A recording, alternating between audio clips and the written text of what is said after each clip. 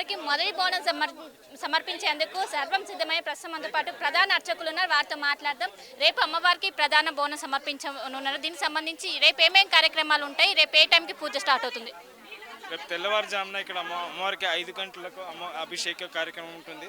తర్వాత మన చోట బజార్లో మా ఇంట్లో ఉత్సవ విగ్రహాలు కూడా అభిషేకం పూజ కార్యక్రమం ఉంటుంది.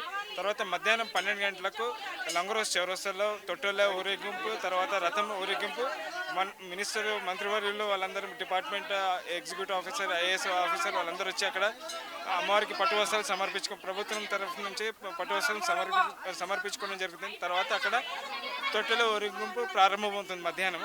అక్కడ నుంచి మన చోట బజార్ ఇంటికి వచ్చిన తర్వాత అక్కడ నుంచి ఉత్సవ విగ్రహాలు మా ఇంట్లోకి బయలుదేరుతుంది. తర్వాత అక్కడ బ్రాహ్మణ వాళ్ళ ఇంట్లోకి పూజ కార్యక్రమం జరుగుతున్న తర్వాత ఇక్కడ మన గోల్కొండ చౌరస్తా గోల్కొండ మెయిన్ గేట్ దగ్గరికి వచ్చిన తర్వాత బంజారీ దర్వాజా నుంచి అక్కడ నజర్ బోనం అంటారు, తొలి బోనం అక్కడ నుంచి రావడం జరుగుతుంది.